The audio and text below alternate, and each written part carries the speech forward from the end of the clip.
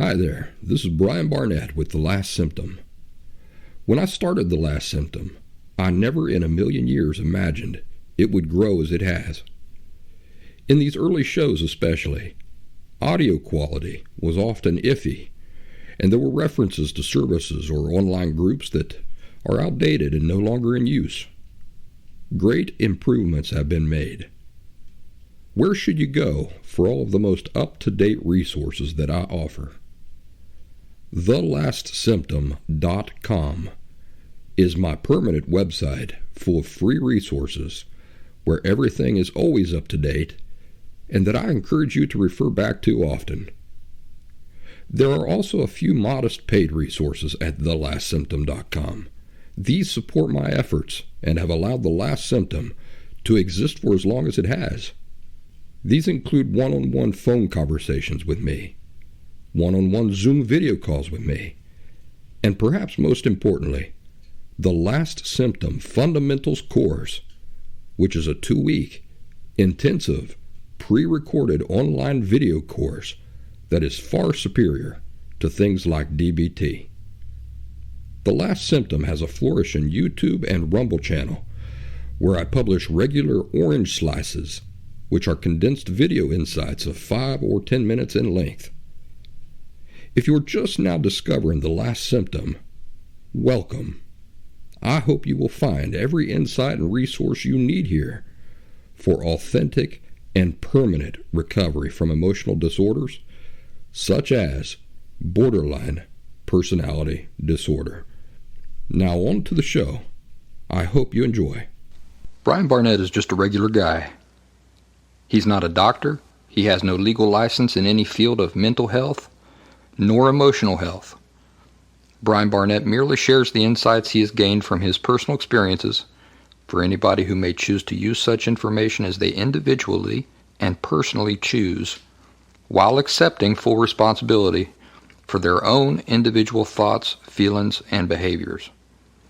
Brian Barnett assumes no responsibility whatsoever for anybody's individual choice to expose himself or herself to any information that Brian Barnett shares, and by listening to this program, you are acknowledging that you, and only you, are responsible for your own thoughts, feelings, and behaviors. Happy Thursday, everybody. This is your favorite Boston Red Sox fan host, Brian Barnett. And I have another admission to make to you. I'm also a big Philadelphia Phillies fan. I lived in Philadelphia for most of my adult life, and in fact, I was living there in 2008 when the Phillies won the World Series. So you'd think that'd be my number one team, but that's just not how it worked out. I didn't grow up in a sports family, but I had always wanted to learn about baseball. Baseball's all-American, you know, and I have an affinity for things that are representative of my own culture.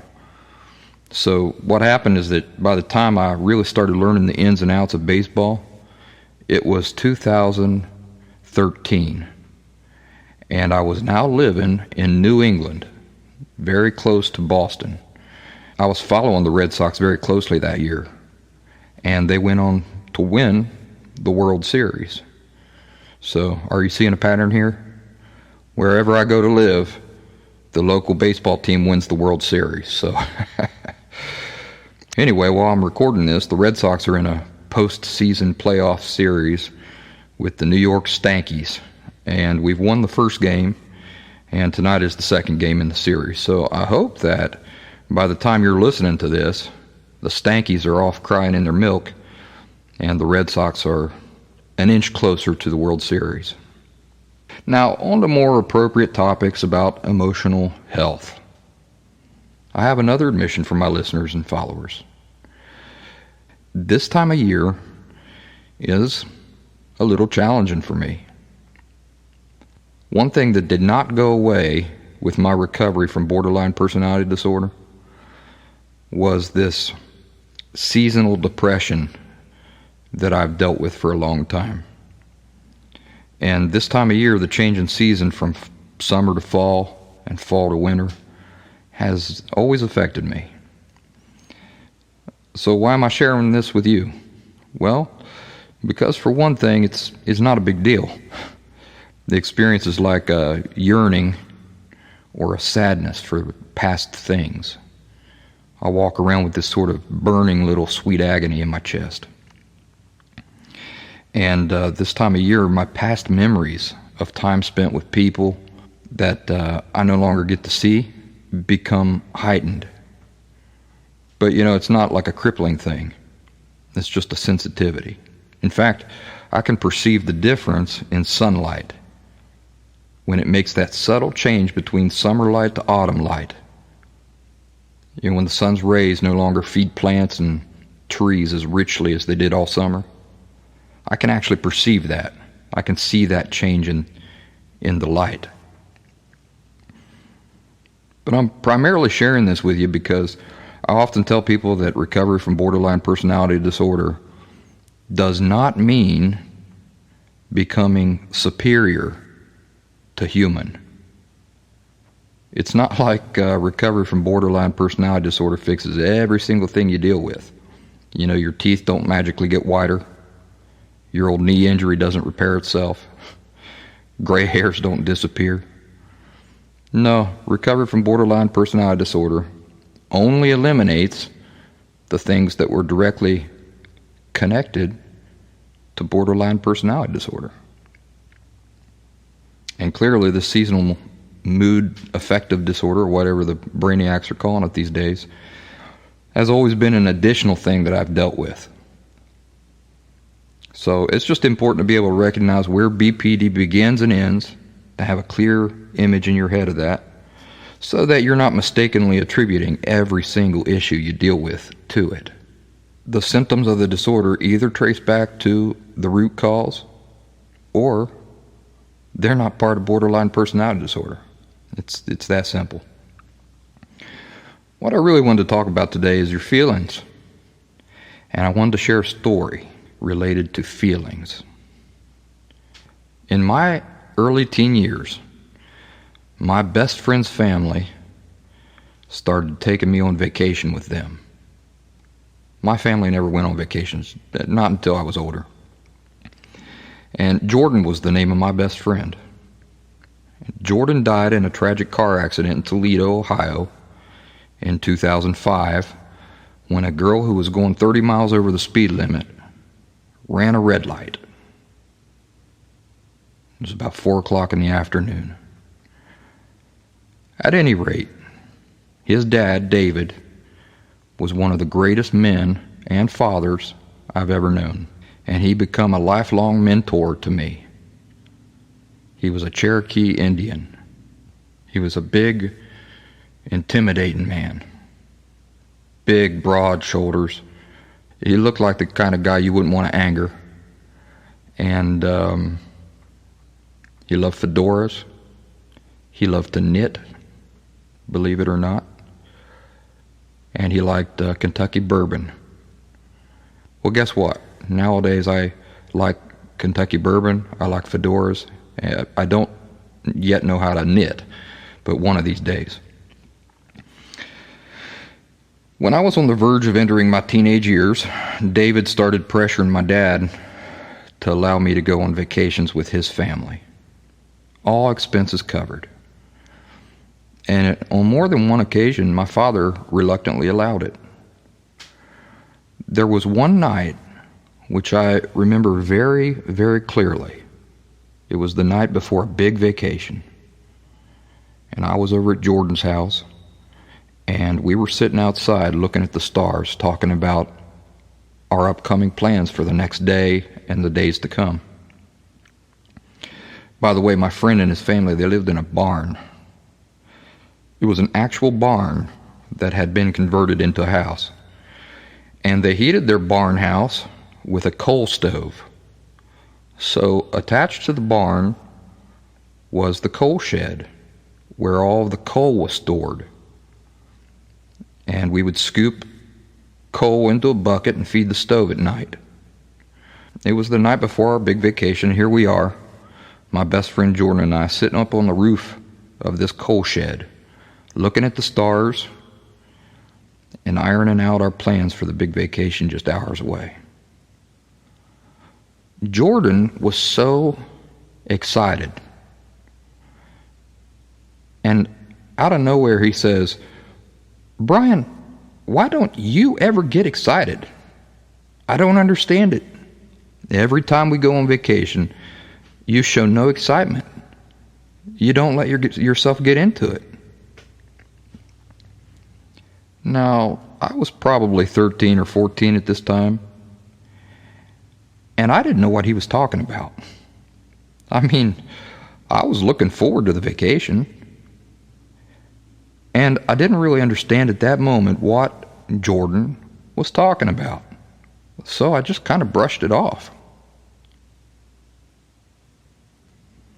Now you can imagine that nowadays, when I think back to that conversation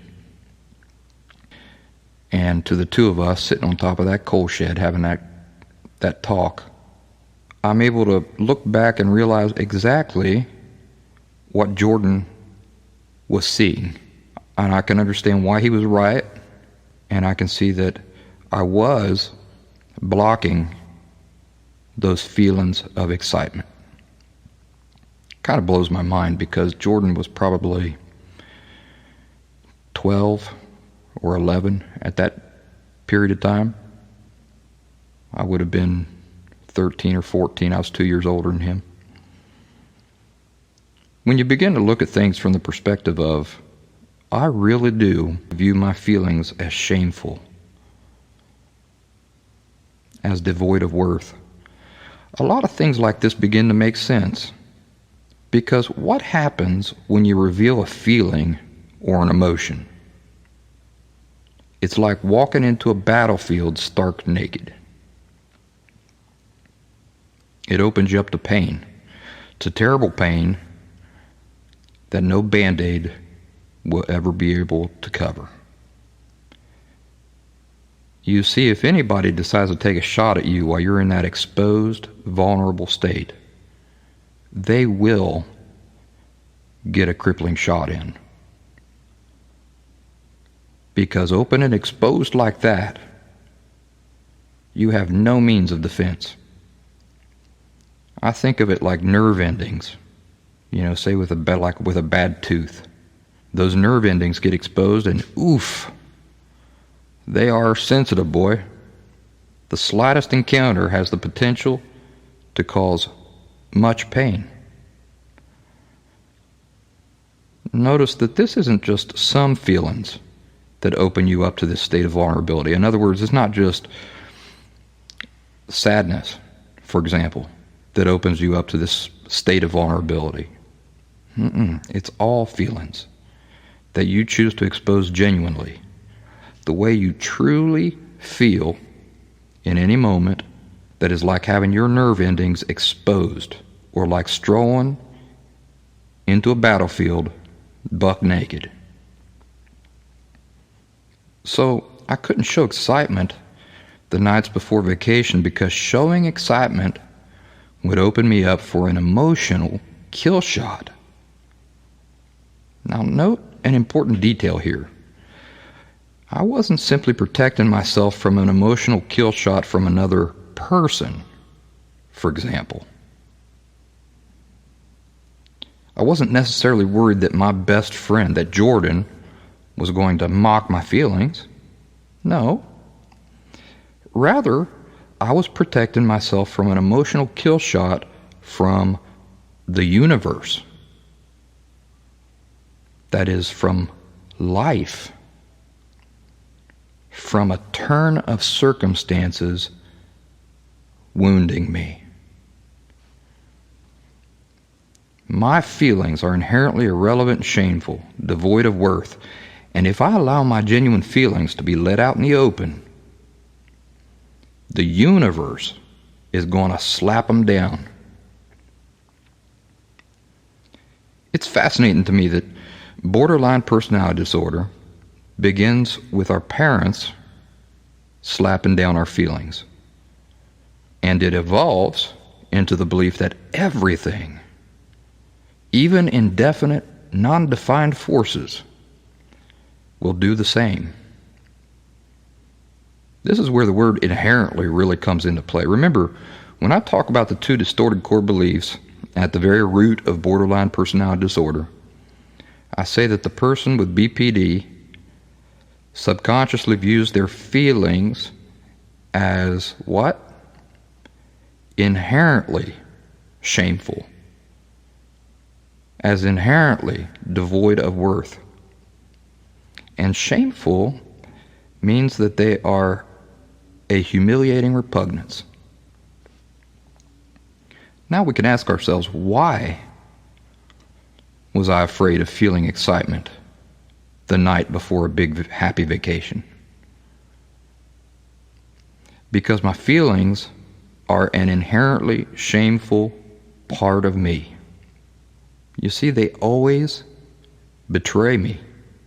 They set me up for pain. You can recreate the effect of this for yourself right now. Imagine you've just scratched off the winning numbers to the national lottery. Let's say it's swelled to a mind-boggling $1 trillion. And you have just scratched off the winning numbers on your lottery ticket. Put yourself there. Now you're in front of the media. 1,000 news cameras. There's a cluster of 50 microphones stuffed in your face. Flashbulbs going off. You are floating on clouds of uncontrollable excitement. Everybody around you is chattering with the excitement of your circumstances. Just as they're about to hand you that big check, out comes an official running out, and he whispers into the ear of the person about to shake your hand. And it's revealed that there was a mistake. You failed to scratch the ticket thoroughly, and what everybody thought was a 6 on your ticket is actually an 8. Do you feel the humiliation?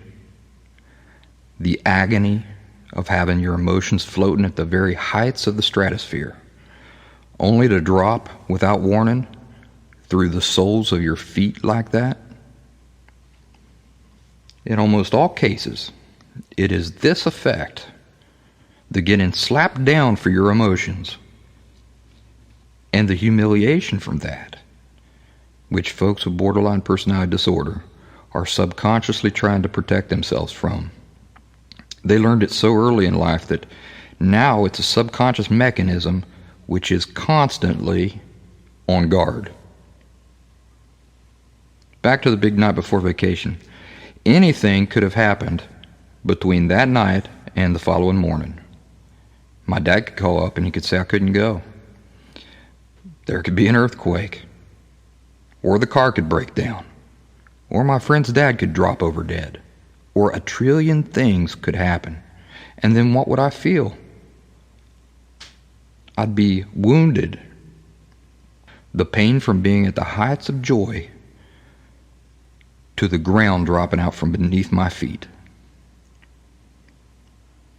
And then how do you feel? You feel like a total idiot, don't you?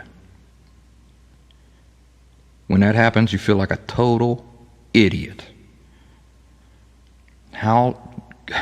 When am I going to learn? How did I set myself up for this pain once again? When am I going to learn? With the work you're doing right now, you're learning to move away from that state of constantly forever being on guard, scared and tense, distrusting of your emotions, of viewing them as an ugly part of you. You're moving away from that subconscious terror. And what are you moving towards? You're moving towards true strength. And what is true strength? True strength is complete acceptance of your feelings, the total embrace and acceptance of them, of learning to see them for what they are, as information. And as information, they're never good or bad, right or wrong. They're simply a mechanism for informing yourself about your circumstances, your needs, your environment, and about you yourself. What specifically is the first step to achieving this? Well, you just did the first step. The first step is recognizing and understanding what is happening and why it is happening, right? And we just did that. So congratulations. You're one step closer to recovery from borderline personality disorder than you were before you listened to this podcast. And if you feel like you missed anything important or that you need to think longer on the things we discussed here so that the full nature of the thing can really become clear to you, or so that you can be able to compare my story to various specific examples in your own life, just hit rewind and listen again. There's no fee, and you can listen as many times as you want. That's all I've got for today, folks. I hope you're all having a wonderful week, enjoying your pumpkin spice lattes, and I hope to share more nuggets with you real soon. Remember, the objective here is to take in bite-sized portions, just a little bit at a time, until eventually a great big comprehensive picture becomes clear and you understand this disorder inside and out. In the meantime, don't beat yourself up today for what you will know next week. Be nice to yourself and patient and understanding. Put your failures in context, but be nice to yourself. As always, thanks for listening. We'll be back real soon.